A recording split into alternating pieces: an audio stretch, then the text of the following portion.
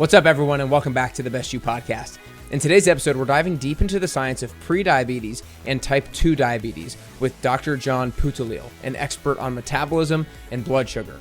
Dr. John presents some interesting things here. He challenges the common understanding of insulin resistance, offering a completely different perspective on what causes high blood sugar and insulin levels. If you've ever wondered about the real drivers behind blood sugar issues, hunger signals, and fat storage, then this episode is for you. You're going to walk away with some practical tips to improve your metabolic health and some surprising insights into how your body actually manages glucose and insulin.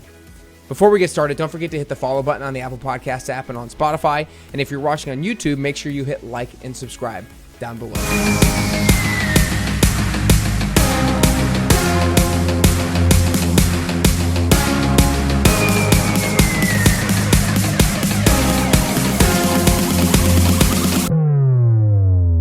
All right, what's up, everybody, and welcome back to the Best You podcast. Today, I am super excited to be joined by Dr. John Poothullil, and today we're going to be diving into a lot of things nutrition because, and diving into a lot of things into the science of nutrition and about blood sugar and glucose and insulin and so many other things that I'm just really excited to dive into. And I think the way that I wanted to begin the conversation, Dr. John, is by me just very briefly giving an insight over kind of like glucose metabolism and then talking to you about your thoughts and beliefs and opinions about this term insulin resistance. And so for those of you guys who have listened to the podcast for a little bit, you've heard me break this down a number of times and maybe you understand a little bit. But basically, when we eat carbohydrates, when we eat glucose, it comes in to our system and it goes into our bloodstream.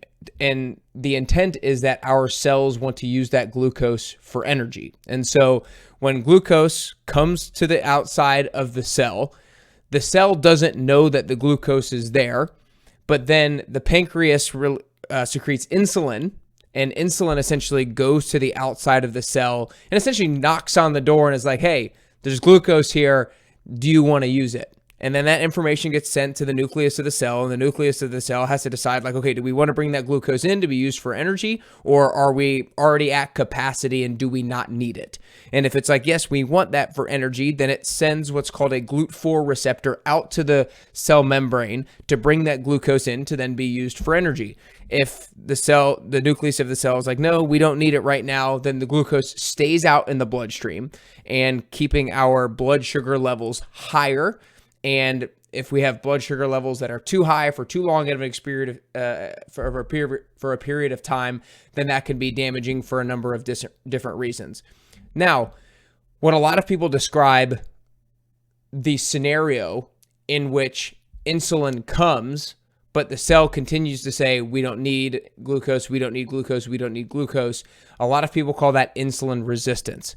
I've heard you discuss how you don't think that term you don't believe in that term or whatnot. So I want you to describe what your take on insulin resistance is, and I'll let you kind of run with it from there, and then we'll go.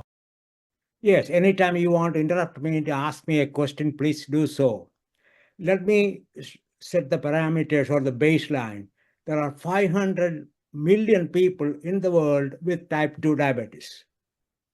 The question is, why? It is not a contagious disease. So how can it spread so fast, so rapidly within the last 60 years? 500 million. In the United States alone, there are 45 million diagnosed and 80 million called pre-diabetics. Now, many of them have family history, so they believe they have inherited something and it will make them diabetic. When you inherit a gene, you have it from day one of your life.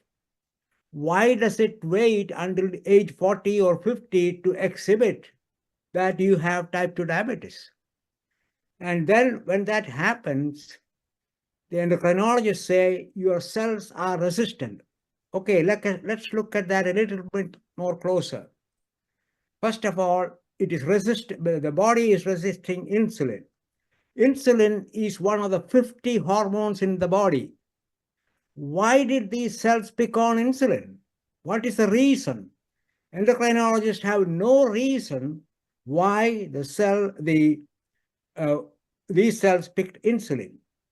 And that too, we have 200 different types of cell in the body, but only 3 of them become resistant: liver cells, fat cells, and muscle cells. Why? It is like you live in a 200-unit apartment, and one morning, 3 of the homeowners decide from tomorrow we are not going to respond to the UPS driver. Without any coordination, without any reason. How is that possible? Now let's look at it even deeper. The fat tissue has 30 billion cells. The liver has 2.5 billion cells. There are 600 muscles with multiple muscle fibers in each one.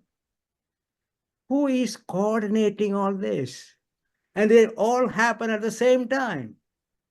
Take, for example, a girl who is pregnant. At the 8th week of pregnancy, she said, oh, you have gestational diabetes. Why?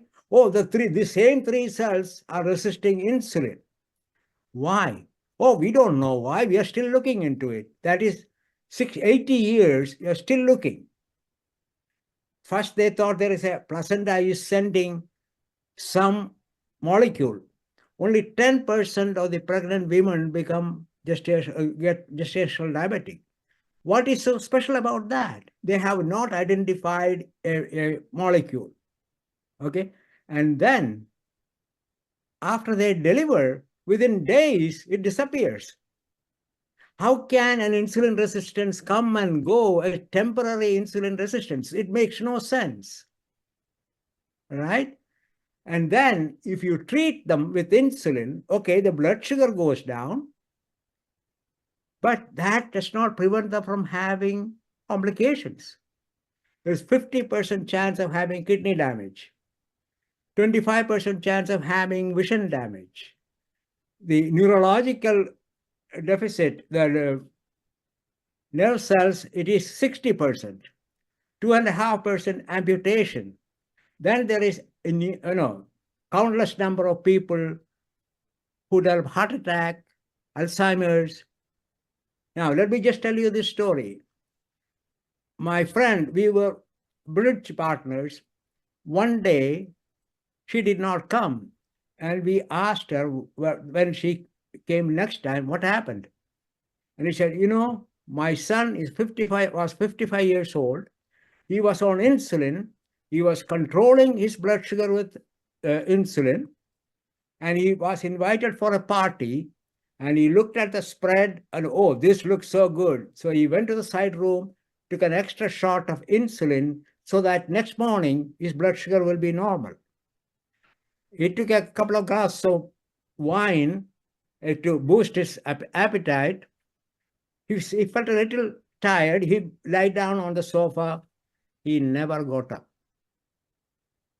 Nobody knows how many people suffer like that. Nobody knows how many people suffer from low blood sugar. You can tolerate high blood sugar for weeks, days, months, years, but all it takes is one severe episode of low blood sugar. You know that very well.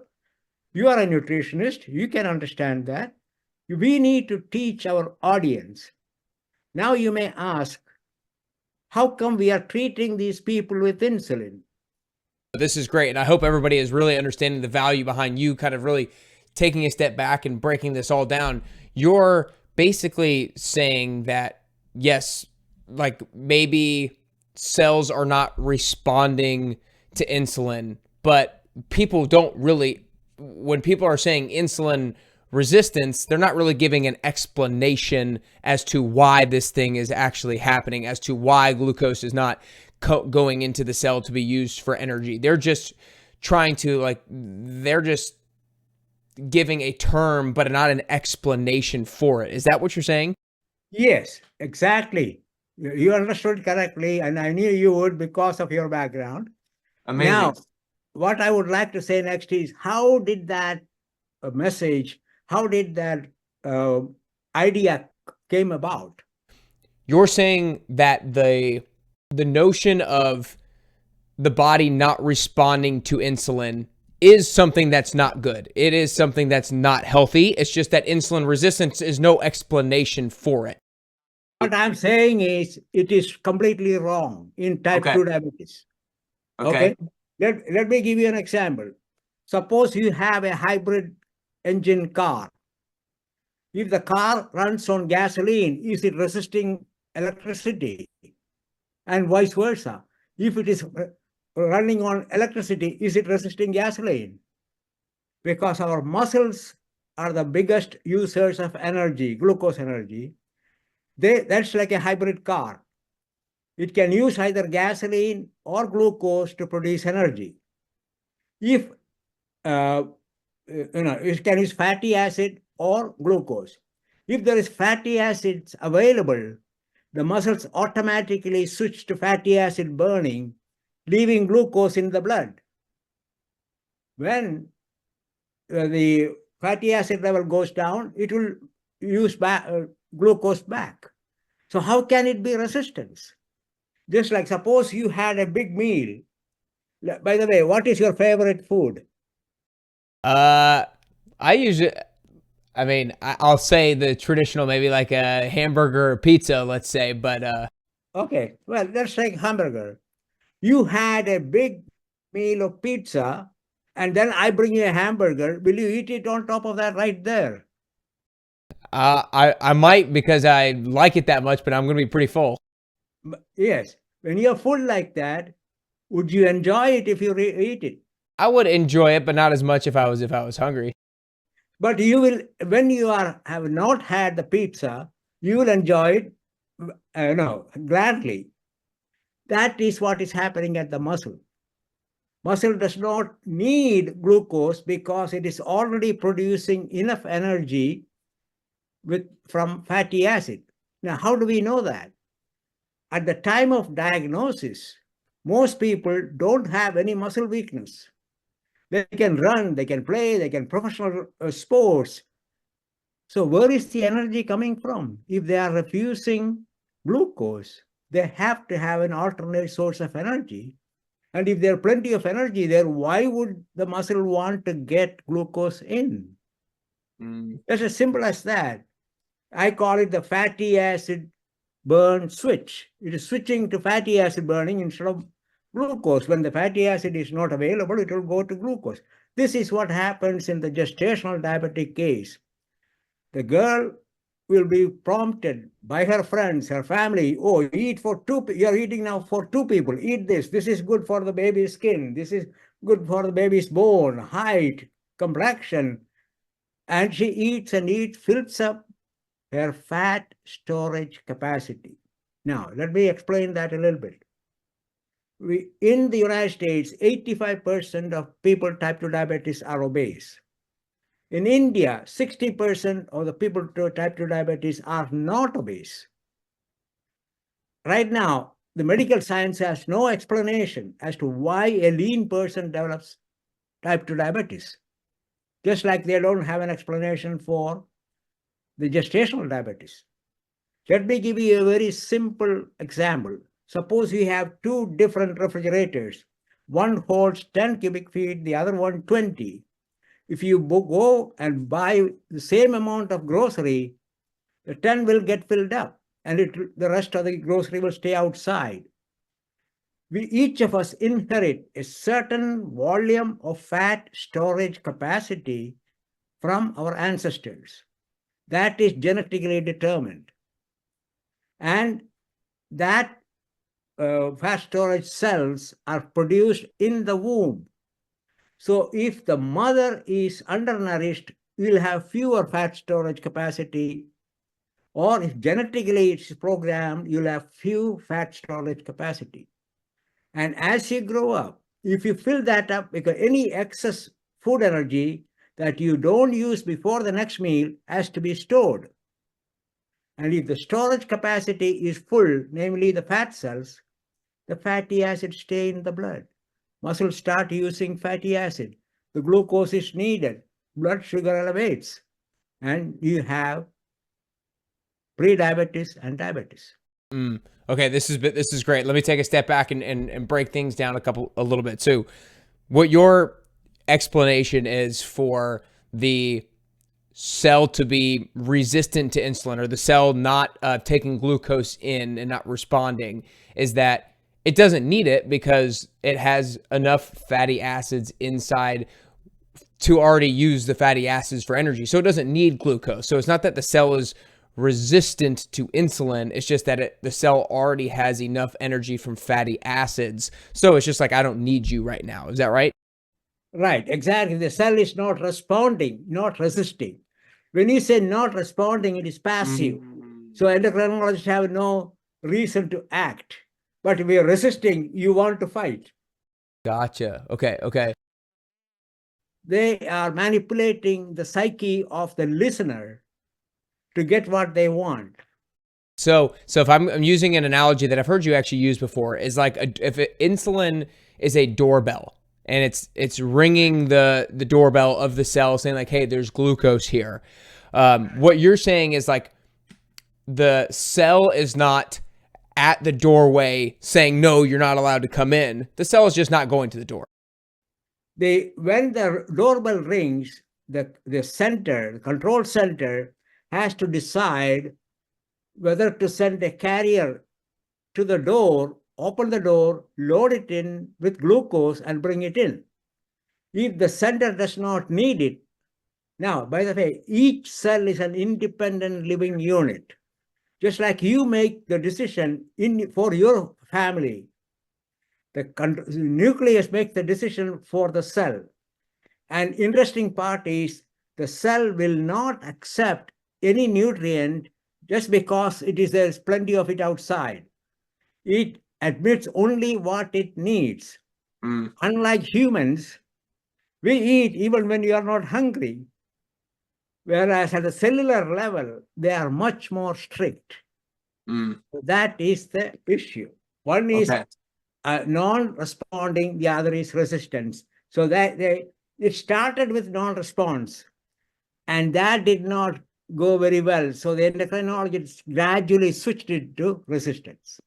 Okay, great. I think I want to go from here. You talked about how we inherit from our ancestors fat storage capacity. Like you use the analogy of refrigerators. Some of us have a 10-foot refrigerator, some of us has a 20-foot refrigerator, and that's going to be the fat storage capacity that we have. And then you said how when our fat cells max out their capacity, then fat stays in the bloodstream, and that's going to be the most harmful kind of fat that there is. And so does somebody want a big refrigerator or big fat storage capacity, or do they want small fat storage capacity? Because like you said, like the original thought is I want small fat storage capacity so that I don't get fat, if you will. But at the same time, if the most dangerous kind of fat is the kind that is in excess of your capacity, then it's like, okay, well, maybe would benefit from having a lot of capacity. So do we want a large fat storage capacity or not? Well, let me tell you this. The main important point here is when you look at a person, if the person looks, heavy, don't judge them that they are unhealthy, because they may have inherited a large fat storage capacity from ancestors. Now you can examine, why did this happen? If you live in a cold climate, your body needs insulation. By the way, do you know what is the function of cholesterol in the body? I wouldn't be able to explain it as thoroughly as somebody else. Okay, let me put it simply. Cholesterol is just an insulator. Every cell in the body, as you know, has cholesterol on its wall. If you don't have cholesterol on a hot day, you will lose water. You will get dehydrated. On a cold day, you will lose heat and you get frostbitten. So what will happen in people who live in cold climate? They want layer and layer of fat to protect them from the elements. So if they move to a warmer climate, they cannot just shed the gene at that time. They will be big. So that doesn't mean they are unhealthy. So that is point number one. The second is, If you have more fat storage capacity, you will store more fat. How does it help you? Each pound of fat, have 3,500 calories. If you have more stored, when are you going to use it? Get first access to registration for the January 2025 10-week transformation and get 50% off a personalized meal plan. What's up, you guys? This is Nick Carrier, body optimization coach and creator of the 10WT. And I am really excited to announce that for the January 20th 10-week transformation, you can sign up for the 10WT waitlist. And what does that do for you? Two things, two benefits, two perks. Number one is you're going to get first access to registration. The in-person 10-week transformation only has so many spots. There's a 5 a.m. group, 6 a.m. group, 10 a.m. group, and they're in super high demand. And it's the beginning of the year, so a lot of people are going to want to get in so they can get healthier and get more fit to kick off the year. And I don't want you to miss out on your opportunity. From January 20th to March 28th, you can partake in the next session of the 10-week transformation. But you want to get on the wait list so you can be first notified when registration opens. If you don't, you might miss out on your opportunity, because there's going to be a window of time when only people on the wait list can register, and then after that it gets opened up to everybody. And so you don't want to miss out on this opportunity. So sign up for the wait list going to nickcarrier.com/10WT waitlist. Also, the second big perk of it is you'll get 50% off a personalized meal plan. You'll get a breakfast, lunch, and dinner recipe for every single day for 10 straight weeks in order to accelerate your results. But that is only an offer for people who get on the wait list. So go to nickcarrier.com/10WT waitlist. Again, nickcarrier.com/10WT waitlist to get first access and 50% off a personalized meal plan so you can start off 2025 looking and feeling your best yet. That makes sense. I like that analogy. Let's go back to a lot of people use the term insulin resistance now when it comes to the certain biomarkers, certain blood markers. If your fasting insulin is high, if your fasting glucose is high, if your triglycerides are high, if your HDL is low, like these are kind of hallmarks to somebody who is said to have insulin resistance or metabolic syndrome. And I know your explanation is not that. Your explanation is that it's the fatty acid theory. Regardless of whether it's insulin resistance or the fatty acids that are not responding, that causes the cell to not respond, what are the habits or behaviors that fix that issue, if you will? Okay, what you're asking is, why does the body produce more insulin? Yeah, I guess so. Why is the blood insulin level is high? Is that what you're asking? Yeah, I guess it's that. And then if insulin levels are high, a lot of people, you don't want your insulin levels high, you want to get your insulin levels down.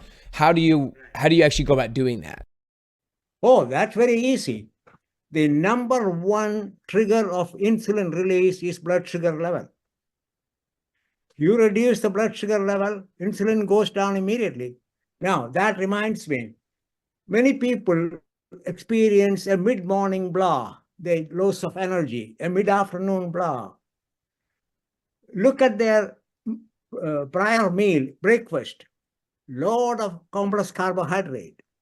And when it is absorbed, digested and absorbed, the blood sugar shoots up. That stimulates the pancreas to release a lot of insulin.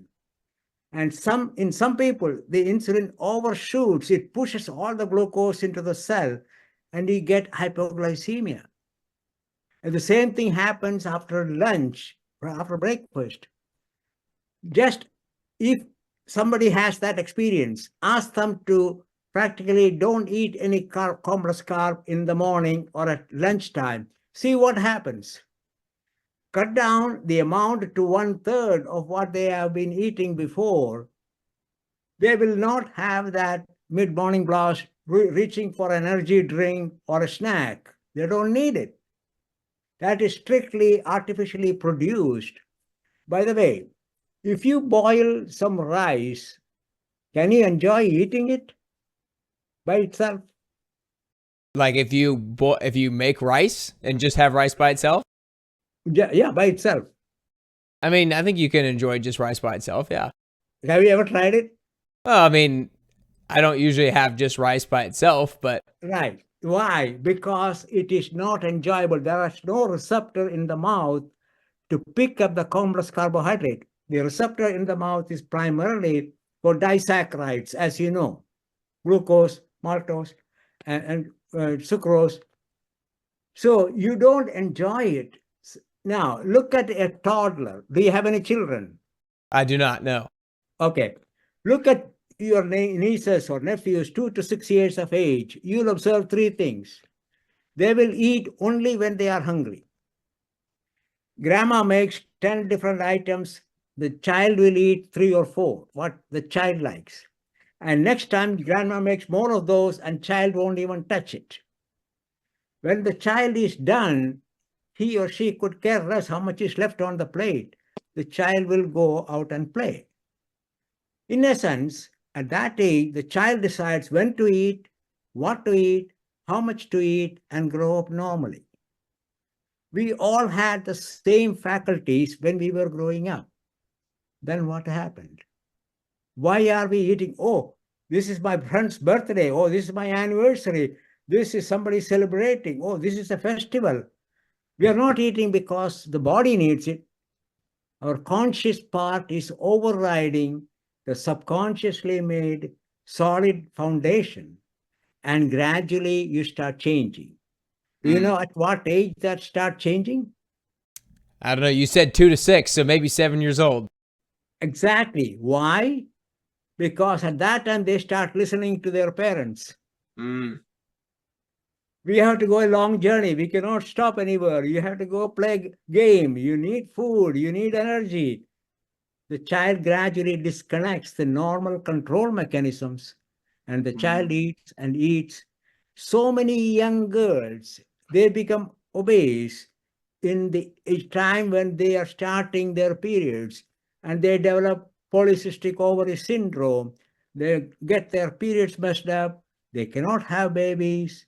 Why? Because their parents force them to eat more and more. There's absolutely no need. It's so preventable.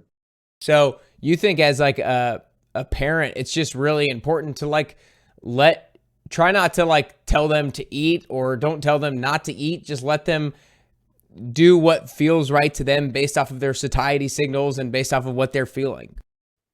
If you look at an animal, do the mother hen ever tell the baby hen what to eat? How much to eat? Okay, just show them and the baby hen. If there is food in the house, no child will go hungry. Secondly, when you sit down to eat, do you know what nutrients your body is looking for? There are over 100 different nutrients our body needs, as you well know. Right. Do you know what nutrients specifically the body is looking for? No. How can the mother know? Yeah. Our duty as an adult is to provide the child with a variety of nutrients from different sources, safe nutrients, well-cooked nutrients, or whatever. Even if it is raw nutrient, it doesn't matter. Dr. Clara Davis did a study between the two world wars in Chicago, took 15 orphans who never were exposed to normal food. And she wanted to find out, are we born with a natural control mechanism, food intake control mechanism, just like animals? And what did she find? One child who had rickets, you know what rickets is, right? The bone deficiency with vitamin D.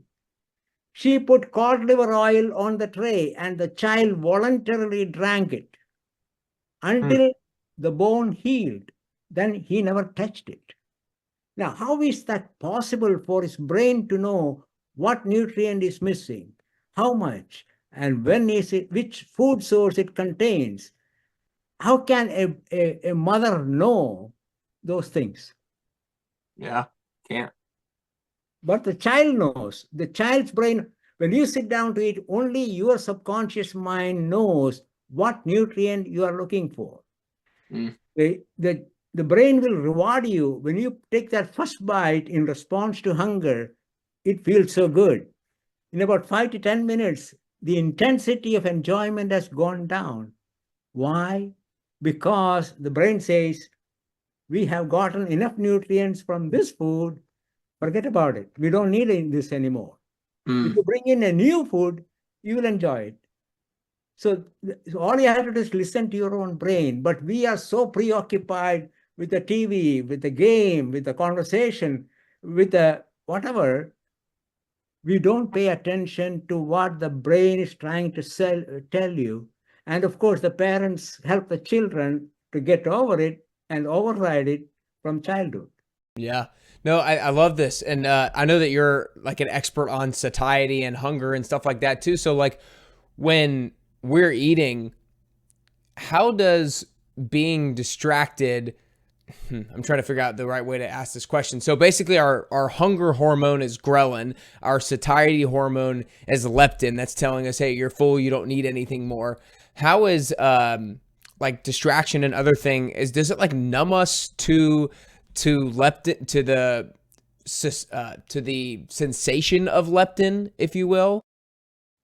The leptin is an indicator of how much fat storage capacity you have.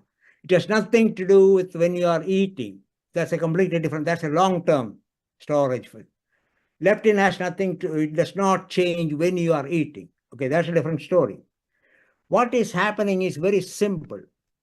Human brain can concentrate only on one thing at a time. If you're listening to me, if somebody starts listening, or if you have to do a math, you cannot do both of them efficiently simultaneously.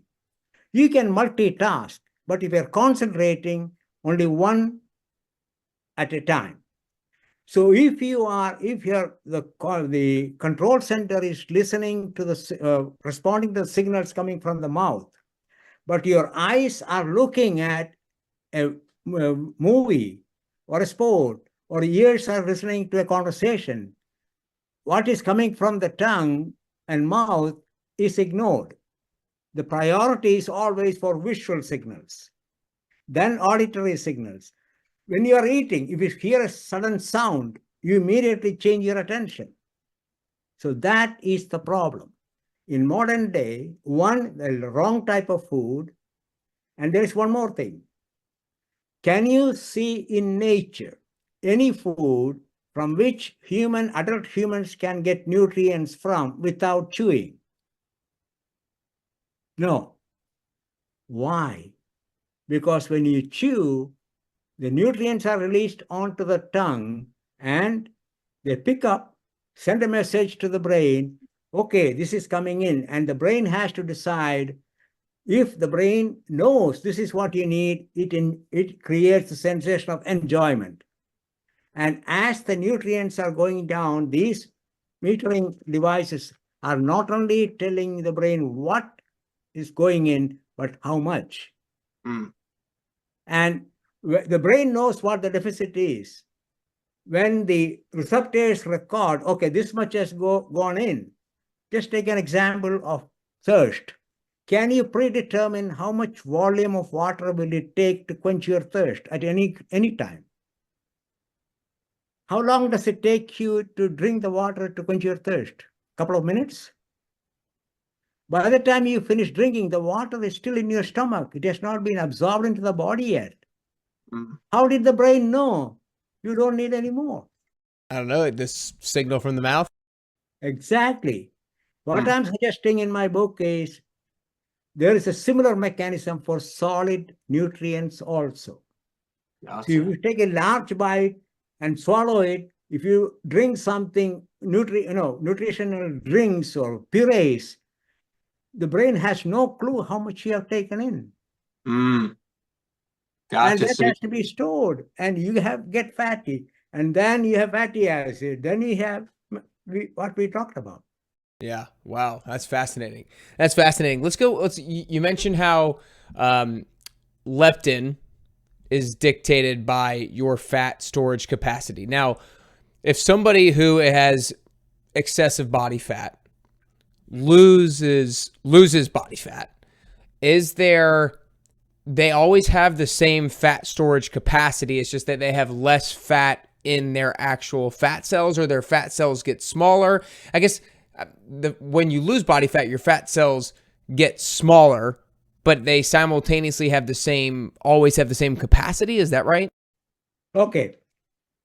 When you are born with a certain amount of fat storage capacity, and then there are stem cells that can become fat cells as you get older. And those stem cells can multiply the first 10, 15 years.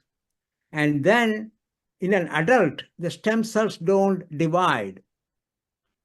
And so you are fixed with the fat storage capacity. Then you look at what is the amount of fat in each fat cell. When it is filled up, it sends a signaling molecule to the stem cell to become a fat cell. The fat cells by themselves do not divide.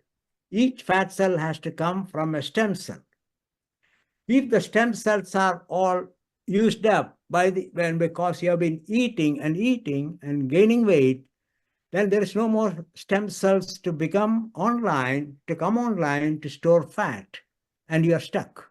Okay, that's awesome. That's very clear. So we have a certain amount of fat storage capacity. Once that fat storage capacity is essentially maxed out, then fat can either stay in the bloodstream, or there is a signal that says, hey, stem cells, we have more fat. We need you for help for more storage. So those stem cells become fat cells. Therefore, you store more. But let's talk about if somebody is losing body fat, are their fat cells are... Yeah, just emptying the storage. That's all. They're emptying the storage. Yeah. So Okay. they can have a big meal once in a while, and it goes back into the fat storage capacity. The blood sugar elevates for a few hours, and they are fine. Okay, so when somebody's fat cells get smaller and they're emptying storage, and their fat cells get smaller, are they producing less leptin, and therefore they experience more hunger at times? No. Again, leptin has nothing to do with the sensation of hunger. Now, let's say that's a good example. What is the reason? That is how I started my research. Can you predict when you are going to feel hungry next? No. No. How does the brain know when to create the sensation of hunger? Within 4 hours, the leptin don't change. The leptin has nothing to do with the sensation of hunger. So what is leptin's role? I always heard that ghrelin was the hunger hormone. And ghrelin is from the stomach. Leptin is from the fat cell. Okay. So they're different things for sure. So what is the role of leptin? Leptin is to let the brain know how much fat storage capacity we still have. That's all. So it lets the body know that we still have either minimal fat storage capacity, or we have plenty of fat storage capacity. Exactly. That's all. Okay, and does that influence any other? Does that influence anything, or is it just like telling the body that hey, we don't need any more stem cells to become fat cells, or we do need stem cells to become fat cells? So what does leptin have any other role in our behavior? If it is already filled up, the brain has to send a signal to the stem cells to become fat cells. Gotcha. Or at the same time, the fat cell which is releasing less leptin, they will inform the neighboring cells what is called the hormones that work only locally to activate the remaining stem cells. Okay. So that is the primary role of leptin. Okay, so then let me ask you this. What is going on? What's the signal that the brain is sending to our body when we're full? Like is there a signal that's being sent that your brain is communicating to the rest of your body, like, hey, you're full, you're good, you have all the nutrients you need, let's stop? Well, that is an excellent question, because that is when I started. Well, before the full, let's start with the hunger. What makes the brain say you are hungry? Because you said you don't know, but how does the brain know? So I looked into the medical textbooks. I asked experts, and all they can say was, oh, when your blood sugar goes down, you feel hungry. which is true. If you inject somebody with insulin and if their blood sugar goes down, they will feel hungry. So then they say, how about a diabetic? His blood sugar is very high, you still will get hungry, and they eat sometimes even more. So, oh, you cannot take a diabetic as an example because their metabolism is deranged. Okay, you take a non-diabetic, keep him in the hospital, give him IV fluids, IV glucose, keep the blood sugar high. You don't think he will get hungry? He will get just as hungry as anybody else. Why? Now, as we mentioned earlier, the human body needs over 100 different nutrients. You cannot get all of them from one meal or one food group. Each nutrient, every cell send a signal to the control center what exactly they need. For example, the bones need calcium, red cells need iron, thyroid need iodine. So each molecule, each nutrient is reported, the deficiency of each nutrient is reported to the control center. When the total of those deficiencies reach a threshold level, the brain creates a sensation of hunger. Now the brain needs to know whether you are getting the exact nutrient.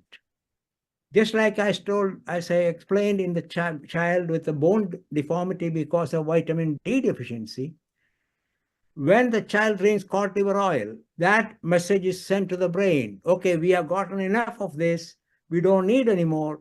So initially the child enjoyed it, then no. So each time you eat something with a nutrient that your body needs, you will get the sensation of enjoyment. Now, so how does satiation work? Satiation in the sense, if you look at a baby, will the baby look the same volume of milk every time? Just like you won't drink the same volume of water every time. You have the same storage capacity for the stomach. An adult stomach can hold up to 1 liter, as you know. But you don't drink 1 liter. You don't drink to fill up your stomach. You drink to quench your thirst. That comes from the signals in the mouth. As I said, it's not only detecting, but also metering how much is going down. When the metering report matches the deficiency report in the control center, the brain says, okay, you're done. Yeah. Yeah. Well, so let me ask you a follow-up then. So if hunger, like you said, if all the different parts of our body need certain nutrients, and when we start to feel deficient in those nutrients, we send the signal up to the brains like, hey, we need this nutrient. And when it gets to a certain point where it's like, hey, the deficiency is large enough, then we have that sensation of hunger. What if somebody is only eating processed foods, and the foods that they're eating are not actually giving them the nutrients that they need? I know oftentimes that's like one of the reasons why you don't really feel as full very quickly when you're eating processed foods, because you're not actually getting the nutrients that you need. So your body's like, I need more, because you're not actually getting the nutrients. But at some point, when you eat enough processed food, you're going to be full. So what is the explanation behind when you do get full by eating enough processed foods, but you haven't actually gotten the nutrients that you need? That is a mechanical fullness from the stomach, as against the nutrient-based fullness from nutrient registration and intake. So there are two different things.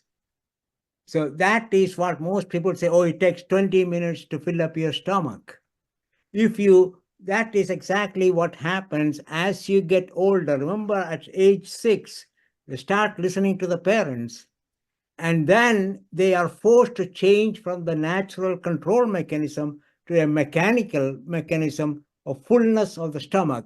If you reach that, you're gone, because there is no way you can get it back. This is what happens to the young girls who develop polycystic ovary syndrome because they gain so much weight. They cannot get back to control. It's so sad, so unnecessary. So basically, I love that. So basically, we need to try to ensure that we're getting our fullness, that's the signaling from the brain, rather than a mechanical fullness from the stomach. The signaling from the mouth to the brain.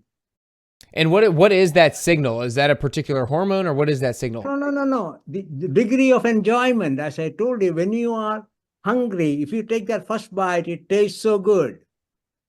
As you go in 5 to 10 minutes, that intensity of enjoyment goes down. Stop it right there. That's all you have to do. The brain is already sending you the signal. You had enough of nutrients from this food. All you have to do is listen to your brain. And this is why in the first book I wrote, the title is Eat, Chew, Live. People, the number one problem is we are eating so fast. We are eating foods that does not require chewing. And even if you chew, you are not paying any attention to what is happening into the intensity of enjoyment. That's such a simple thing. A baby can do it. A toddler can do it. Why can't we? Yeah. Wow. That's great. This has been so awesome, Dr. John. I've really appreciated your insight and the depth at which you've researched, the depth at which you've explored and challenged certain ideas is awesome. So I really appreciate it. You guys need to make sure you go look more into his books and into his work. You can go to drjohnhealth.com to look more into that stuff. Where else should people go learn more about you and what you've done in your work? Where else should people go to learn more about you and your work and what you've done? Well, all they have to do is to go to my website, Dr. John on Health, and all the different variations are there. There are some animation videos to show how the fat storage capacity works, and they can visualize it and see it. And I have written 7 books, 2 on cancer, 2 on diabetes, 2 on diabetes, and 1 on with recipes for people with diabetes, and then on information, because there is so much confusing information. The social media is full of it. How do you screen that out or sort through that? So the biggest thing I'm pushing is the diabetes, the real cause and the right cure. As you started, the insulin resistance is not correct, and the endocrinologists are using it because insulin is a lifesaver for type 1 diabetics. And initially, when adults came with high blood sugar, they thought it is the same disease happening in older age. They call it, adult onset diabetes.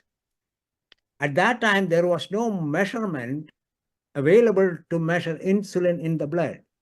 When that became available, they found out, to their surprise, adults with type 2 diabetes, they had plenty of insulin in the blood. And they had to have an explanation. First, they called it non-insulin dependent diabetes. Then the problem is, if that's an independent disease, in order to get CPT codes, they have to prove it's a different disease. And they could not. So they just piggybacked it on type 1 and said it's type 2. Nobody can question it. And how do you determine the dosage? Based on what happened in type 1. Keep your blood sugar enough, give them enough, because each child is different. Type 1 is usually, as you know, happens in children. Each child is different in food intake, exercise. So they adjusted the insulin dose to match, control the blood sugar.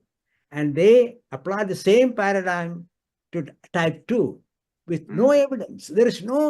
Is there a controlled study to show if you keep your blood sugar down with insulin in a type 2 diabetic, you can avoid complications? None. So how can they keep on doing it? And then you have gadget manufacturers who say, oh, just look at the reading and you are in control. If you know your blood pressure, can you control your blood pressure just by knowing it? It is so unfathomable. I cannot understand it. But the problem is, the patients are told this is a progressive disease. There's nothing we can do. But why their grandparents or parents did not have it? Why? The only thing that is common, the 3 countries with the highest number of type 2 diabetics are in India, China, United States. And what is common? Grains. 60 years ago, we had the Green Revolution. All the grain farming, every government subsidized it. The cheapest food available, the processed food available, most of them are made with grains. And when they are digested, there is enormous amount of glucose going into the body, and the body cannot handle it. That's awesome. That's awesome. I'm excited to get the Diabetes, the Real Cause and the Right Cure book and dive into that myself. So I really appreciate that. This has been an absolute masterclass on metabolism, on glucose metabolism, on the fatty acid theory. So many great things here, Dr. John. I appreciate you coming on here and breaking all this down for us. You guys need to make sure you share this episode with a friend or a family member. If you're listening on the podcast to the podcast on the Apple Podcast app and on Spotify, make sure you hit the follow button. If you're watching on YouTube, make sure you hit the like and subscribe button. I feel like you want to get another word in here. So what do you want to finish off here with, Dr. John? What I'm suggesting is people with diabetes or people who are concerned about overweight, take charge of your own body. Don't give it to a doctor or a medication. Just like a child, when you were growing up, you had the capability. Reactivate it. Depend on yourself. Eat what you enjoy, but more importantly, enjoy what you eat. I love it. I love it. Boom. That's a great way to finish it. Really appreciate your time today, Dr. John. Thanks so much. Thank you. What a fascinating episode with Dr. John. He gave a fresh, science-backed perspective on the causes of prediabetes, type 2 diabetes, and blood sugar levels, challenging the conventional wisdom now around insulin resistance and offering practical insights into managing our health more effectively. This conversation was packed with actionable tips that can help anybody make meaningful changes for better metabolic health. Before we go, don't forget to hit that follow button on the Apple Podcast app and on Spotify. And if you're watching on YouTube, make sure you hit like and subscribe down below. That way you guys will get notified of the new life-changing, transformative episodes that are yet to come. Here are my 3 biggest takeaways from today's episode. I'm going to rethink insulin resistance. Dr. John's explanation of blood sugar management coming from the fatty acid theory rather than insulin resistance was very interesting and worth taking a deeper dive into my own education on. Number 2, understanding hunger and satiety signals. I love how he talked about from ages 2 to 6, we just eat the amount that we feel like we need based off of our own signals. But then once we get 7 and older, we're listening to our parents, we're listening to culture, we're listening to society, and that kind of numbs our true hunger and satiety signals. So we need to get back to listening to our true embedded hunger and satiety signals that we have as a human being. And then third and finally, small changes make a big difference. Making simple adjustments to what you eat, staying away from processed carbs and processed sugars, and also how we eat by taking our time and chewing our food and embracing the moment of when we eat and not just go. That can make a big difference with your blood sugar levels, your metabolic health, and your overall health. If you can do some of these things, you're going to continue to get closer to the healthiest version of yourself, and ultimately, you'll continue to get closer and closer to your best you.